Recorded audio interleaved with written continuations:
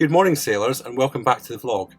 It's day 3 of our 4-night summer soiree Sailabration cruise on board Virgin Voyages Scarlet Lady. This morning we had breakfast booked in Razzle Dazzle for 8 AM. We got up, we showered, we dressed, and we headed down to deck 5 midship. Now Razzle Dazzle is a vegetarian restaurant on board, although they do serve bacon and chicken, which we found out. The restaurant gets its name from the dazzle camouflage used in the First World War. In 1917, more than 4,000 British merchant ships and over 4,000 naval vessels were dressed head to toe in intricate patterns of geometric shapes and contrasting colours, all interrupting and intersecting with each other.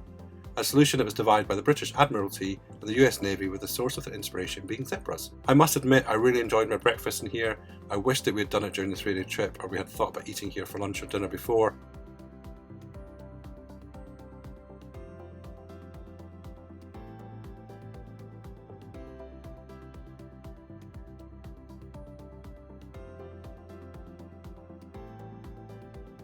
Razzle Dazzle gets a 5-star out of 5 review from me.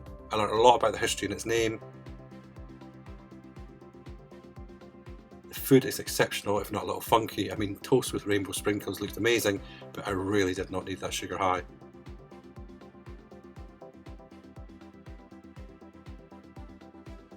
After breakfast we headed back up to room, we got changed, and it was time to go back up for some sun on deck 16 in Richard's Rooftop. We really hadn't had much of a glorious summer this year, so it's been a mixture of rain and sunshine, so we were taking every opportunity when the sun came out to sit outside. Now I also found out, due to my Facebook memories, that I seem to have a penchant for hot tubs at this time of the year, or maybe just in general. Guess where I was sitting when I read that message? Yeah, in a hot tub. Paul then had to nip back to the room to do some work as he needed to use his laptop, and the Wi-Fi was okay. It's not that bad if you need to do some things, it's just the app that was causing all the problems.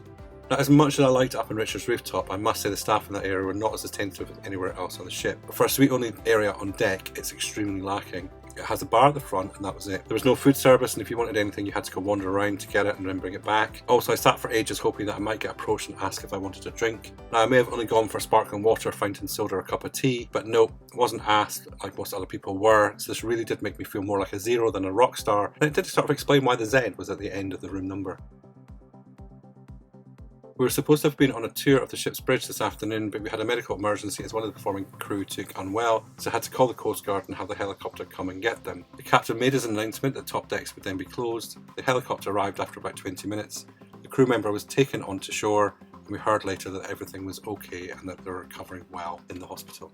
We sat on the balcony and enjoyed the race for the afternoon. Paul was a little tired, so I went down to watch the show Dual Reality on my own.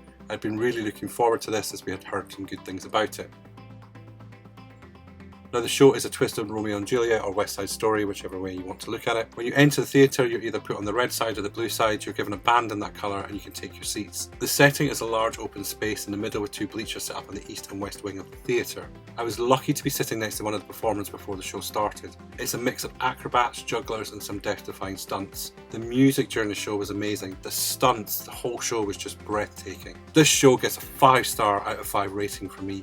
It ranks high with the Aqua shows on the Oasis class ships and the shows in 270 and Quantum class ships of Royal Caribbean. 2 households, both alike in dignity, where civil blood makes civil hands unclean. Let the games begin!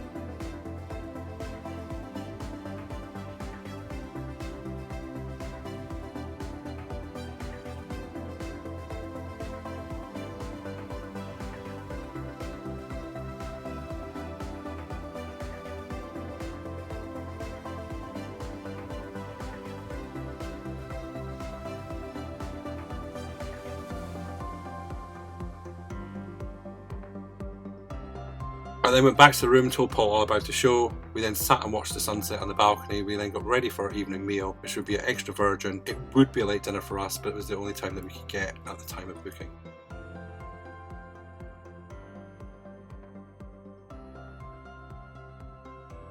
Now, we arrived at Extra Virgin a little bit early, so we didn't sit down at the bar. Paul ordered a gin drink that he didn't like in the end. It smelled of pure alcohol. It apparently didn't taste that great either. They sat us down at one table that we didn't really like as it was situated between a walkway. On our 3-day trip, we had a nice meal in here, and Sammy and Laszlo were our wait staff, so they called us over to sit within their station again. And we chatted about TV programmes with Laszlo because he's a huge TV fan. They wanted some new shows to watch.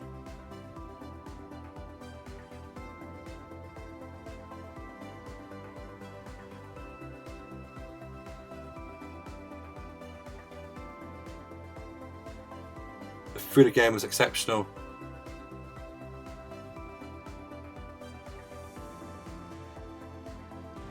And this is one of my favourite Italians at sea. After this, we headed down to the Red Room to see the Scarlet Party, and we bumped into Graham and Eric and their entourage, and we danced a bit until the party finished, and then we moved up to the manor where the after party was being held.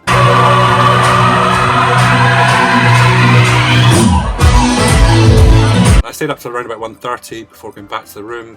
I then sat on the balcony watching the wake of the ship, which was all lit up in red.